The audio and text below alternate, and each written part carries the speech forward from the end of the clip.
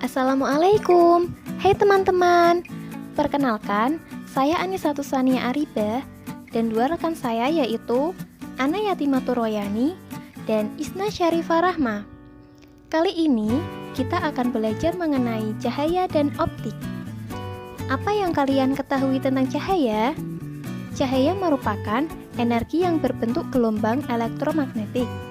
Energi tersebut merupakan energi kasat mata yang memiliki panjang gelombang 380 sampai 750 mm.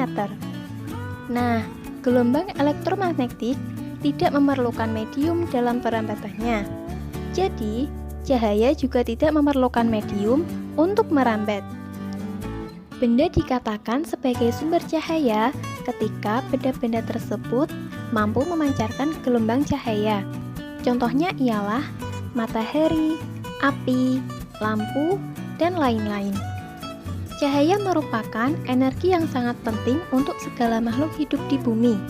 Tanpa cahaya, kehidupan di bumi tidak akan berjalan dengan sempurna. Karena semua makhluk hidup tergantung pada adanya cahaya, baik itu hewan, manusia, atau tanaman. Nah, sekarang kita akan mempelajari tentang sifat-sifat cahaya. Yang pertama yaitu cahaya dapat merambat lurus. Sifat ini dapat kita lihat ketika cahaya matahari masuk ke suatu ruangan melalui celah, seperti pintu atau jendela. Segala cahaya merambat lurus dapat kita lihat dalam kehidupan sehari-hari, karena memberikan keuntungan pada manusia. Contoh lain dari cahaya merambat lurus adalah cahaya senter yang berbentuk garis lurus dan cahaya mercusuar di pinggir pantai. Yang kedua yaitu cahaya dapat dipantulkan.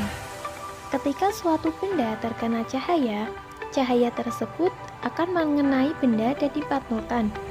Pemantulan cahaya dapat dibagi dua, yaitu pemantulan teratur dan pemantulan baut. Pemantulan teratur adalah ketika pemantulan dari pemantulan yang berkas cahayanya sejajar. Pemantulan ini dapat terjadi jika cahaya mengenai benda dengan permukaan rata dan mengkilap atau licin seperti cermin.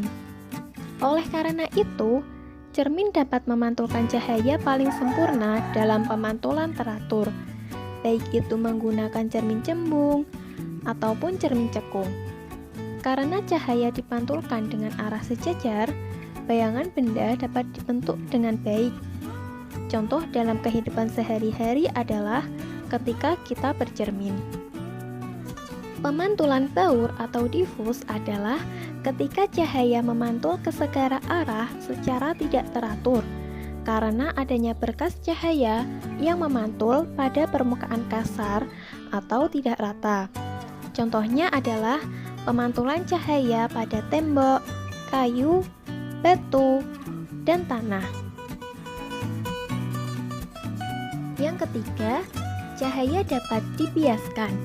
Pembiasan cahaya adalah ketika cahaya merambat ke segala arah.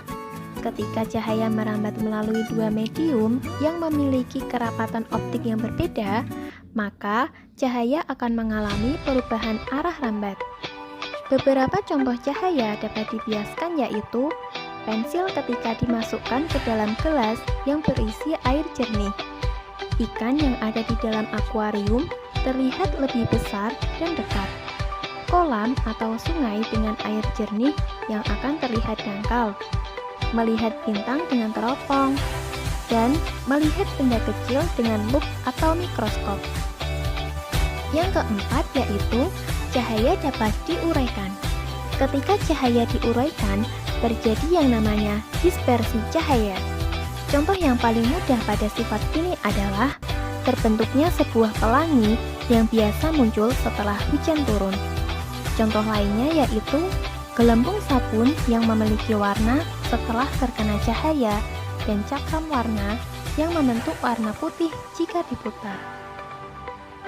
5. Cahaya dapat menembus benda bening. Segala benda bening dapat ditembus oleh cahaya termasuk mika, plastik, kaca, air jernih, dan botol bening. Benda bening atau benda transparan adalah segala benda yang dapat ditembus atau dilewati cahaya. Benda bening kemudian meneruskan segala cahaya yang mengenainya. Contohnya, kaca bening dan air jernih. Nah, itulah sedikit penjelasan mengenai materi cahaya dan optik. Semoga bermanfaat. Terima kasih. Wassalamualaikum warahmatullahi wabarakatuh.